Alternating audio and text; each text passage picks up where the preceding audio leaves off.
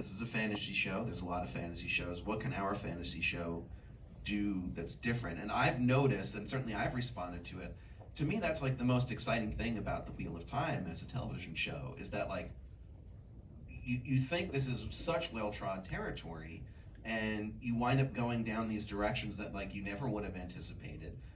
Things work very, very differently than they do in a lot of fantasy series. Like one thing I've talked about at home is that, like, there've been a lot of fantasy series where like the cast is like very even in terms of who's important, like men or women, but like not one where there's not a patriarchy. That's new. That's exciting. Yeah, clap for that. Yeah. So, you know, I guess like looking forward, do you see this as like a challenge? Like, are you constantly going to have to be like, how are we going to top what we did last season? Like, how are we going to?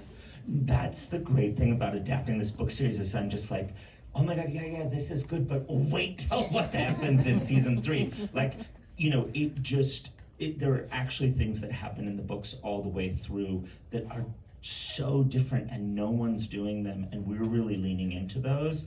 And it's very cool because, you know, it was funny, I clicked on my own Amazon Prime to watch Wheel of Time, because everyone should watch it on their Amazon Prime as many times as they want. And it's bingeable now. Yeah, you can watch the whole thing from start to finish. Go back to season 1, watch them both, just leave it on. Take a day. And it said, you know, it has like the 3 keywords that it does for it, all of the shows, and it said for Wheel of Time it had strange, ambitious, and epic. And I was like, you know what, that is great. Those are words I would choose for the show, because I do think it's strange, and that's one of its huge things that it's got going for it, is you don't expect where the story is going. It doesn't fall in these kind of trodden pathways that we're used to and getting used to in fantasy television. And it is ambitious. It does crazy stuff, and we get to do crazy stuff on the show.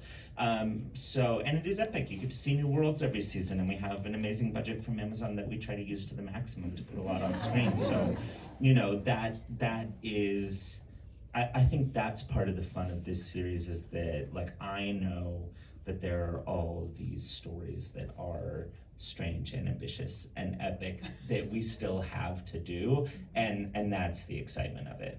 Well, I feel like you gave everybody a lot of stuff to look forward to in the strange, ambitious, and epic categories, so thanks so much for coming out and talking about it.